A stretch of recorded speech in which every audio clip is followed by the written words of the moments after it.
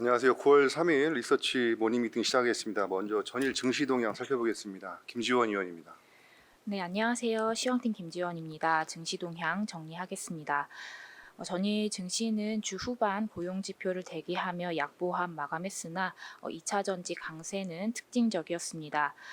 지난주 발표된 미 PCE와 소비지출 결과에 경기 연착륙 기대가 높아졌으나 국내 증시는 미증시 휴장 및 고용 지표를 대기하는 관망 심리가 부각되면서 양시장 모두 등락이 제한되었습니다. 지수 등락은 크지는 않았지만 2차 전지 관련주는 낙폭과대 인식과 수급 쏠림 심화에 급등했습니다. 이 외에도 철강, 금융 등이 상승한 반면 양호한 흐름을 이어오던 헬스케어는 매물이 출회됐습니다. 발표된 8월 한국 수출은 전년 동기 대비 11% 이상 증가하면서 11개월째 증가세를 이어갔습니다. 반도체는 4개월 연속 110억 달러 이상 수출을 기록했고 10개월 연속 플러스 흐름을 진행했습니다. 그러나 기저효과로 9월부터 일평균 수출 증가율이 한 자릿수로 둔화될 전망이고 또 반도체 수출이 30%대로 둔화된 점 등에 피크아웃 우려가 불거지면서 수출주가 약세를 보였습니다. 해외 증시 살펴보겠습니다. 미증시는 노동절로 휴장이었고요. 중국 증시는 지난달 31일 발표된 국가통계국 PMI가 위축세를 지속하며 하락했고 차이신 제조업 PMI는 확장세 전환하면서 차별화 흐름이 나타났습니다. 유럽 증시는 미증시 휴장 영향에 관망세 부각된 가운데 혼조세로 마감했습니다.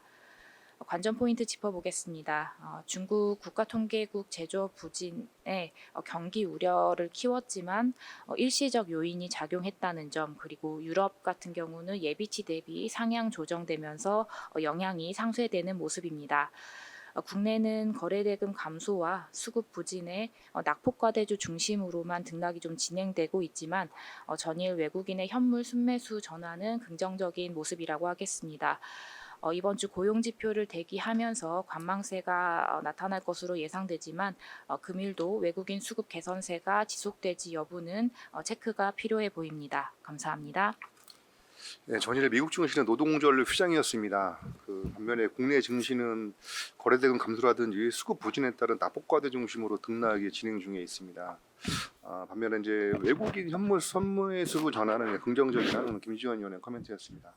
네, 다음은 크레딧 인사이드 한번 살펴보겠습니다. 정영주 의원입니다. 크레딧 주간 자료 전달드리겠습니다. 9월 들어서 여러 곳에서 크레딧물 수요 둔화 조짐이 관측되고 있습니다. 먼저 채권형 펀드의 자금 유입 추세가 둔화됐습니다. 레포펀드 담보물 잔고가 감소했는데 국고금리 흐름을 감안하면 레버리지성 자금 유출 가능성이 높습니다. 레버리지 자금 유출입을 직접적으로 관측할 수는 없지만 레포월에 사용되는 담보물 잔고를 대용치 삼아서 대략적인 흐름을 가늠해봤습니다.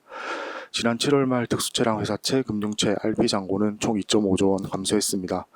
레포 담보물 잔고가 줄어든 섹터에 특별한 신용 이슈는 없었고 따라서 레포 담보 잔고 감소는 국고 3년물을 일정 수준을 기점으로 레버리지성 자금 철회를 의미할 가능성이 높습니다.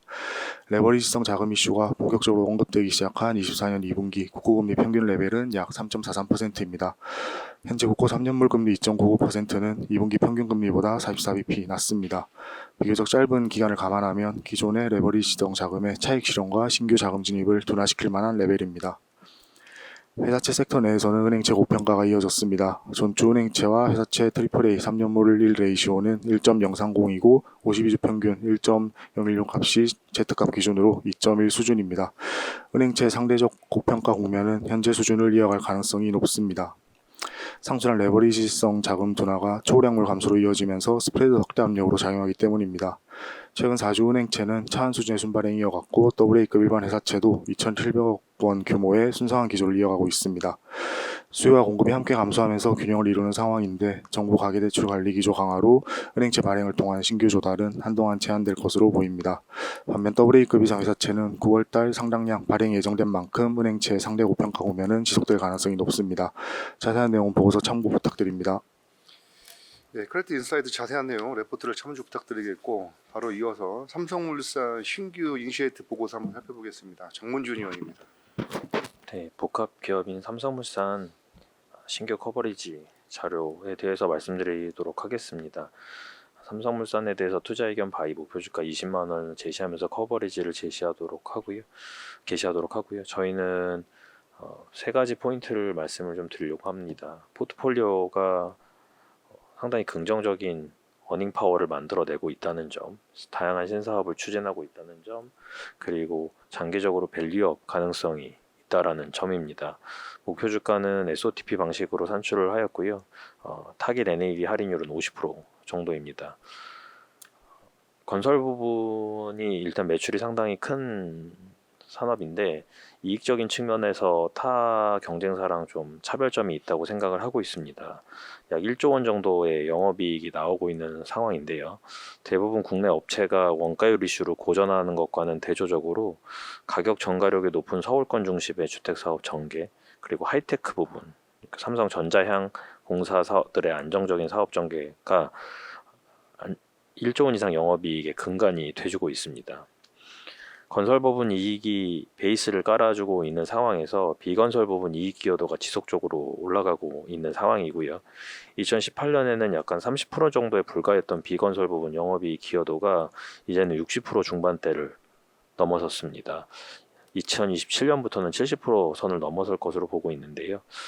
건설이 1조 원을 바탕을 깔아주는 가운데 비건설 부분이 계속 이익을 늘려가고 있는 포트폴리오 효과가 나오고 있다라고 생각을 해주시면 될 것 같고요.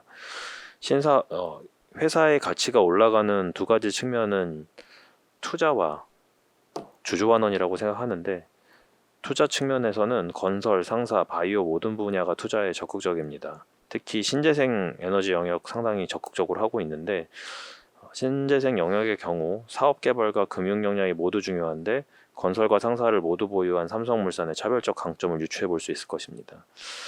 다음은 주주환원인데요. 삼성물산은 올해 4월을 시작으로 2026년까지 보유 자사주를 모두 소각할 예정입니다. 상당히 어그레시브하게 자사주 소각 계획을 진행 중이고요. 2022년, 23년 배당 성향은 18% 수준으로 낮기는 한데 자사주 소각을 상당히 어그레시브하게 하고 있는 점들을 감안하면 향후 배당 성향의 상승도 합리적으로 기대해 볼 수 있지 않은가라고 생각하고 있습니다. 이상입니다. 네, 삼성물산 투자 의견 바이에 목표 주가 20만 원을 제시하면서 신규로 커버리지를 게시하겠습니다. 목표 주가는 SOTP 밸류의 사업별 가치 합산을 통해서 산출을 했고, 그 NAV 순자산 가치 할인율은 50%를 적용을 하겠습니다.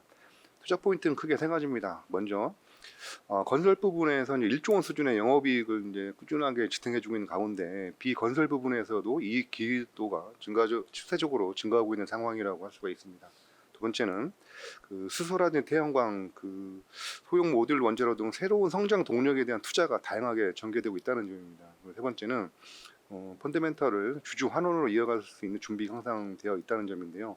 올해 4월을 시작으로 해서 삼성물산은 26년까지 자사주 보유분의 자사주를 모두 소각할 예정이라고 알려져 있습니다. 그래서 참고로 2022년과 2023년 배당 성향은 18% 수준으로 낮습니다.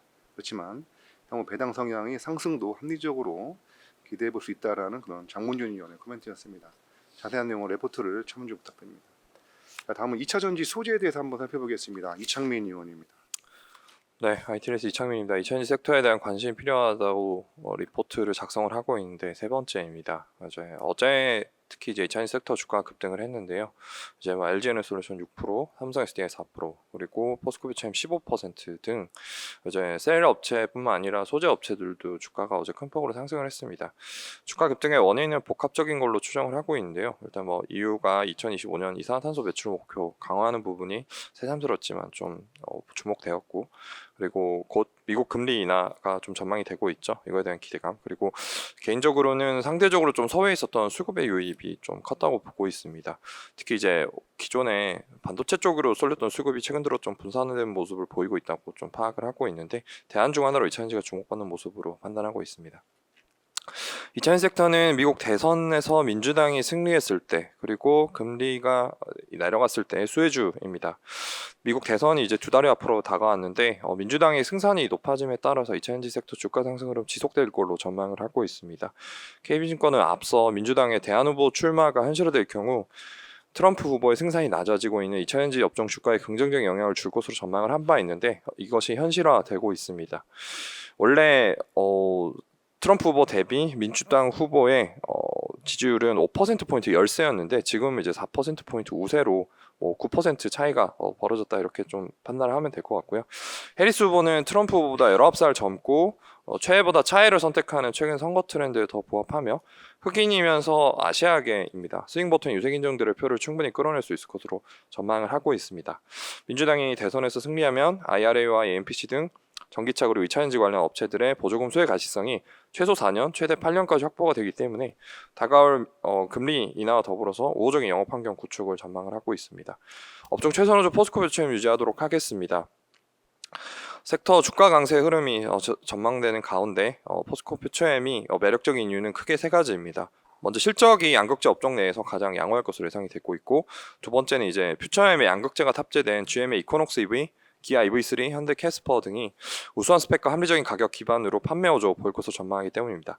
마지막으로 또 2차전지 섹터는 투심이 반등했을 때 과거의 주가 상승세가 가팔랐던 점을 무시할 수 없다고 보고 있습니다. 투자자들의 관성이 작용할 것으로 전망하기 때문인데요. 이상과 같은 이유로 포스코 퓨처엠에 대한 업종 탑픽 기호를 유지하도록 하겠습니다. 이상입니다. 네, 전일 2차전지 섹터 주가들이 급등을 했습니다. 그래서 이후에 2025년 이산화탄소 배출 목표 강화라든지 미국 금리 인하 기대감, 그리고 상대적으로 소외됐던 수급의 유입 등이 복합적으로 작용한 것으로 이제 판단합니다. 저희 KB증권에서는 2차전지 소재 섹터에서 포스코 퓨처엠을 탑픽으로 유지를 하고 있습니다. 미국 금리 인하와 경쟁력 있는 신차 출시 등의 기대감이 존재를 하고 있고, 민주당 해리스 후보의 지지율이 상승세를 보임에 따라서 2차전지 섹터의 주가 강세 흐름이 지속될 것으로 판단이 됩니다. 관련주로 포스코 퓨처엠을 제시하도록 하겠습니다. 이상으로 9월 3일 리서치 모닝 미팅 마치도록 하겠습니다. 감사합니다.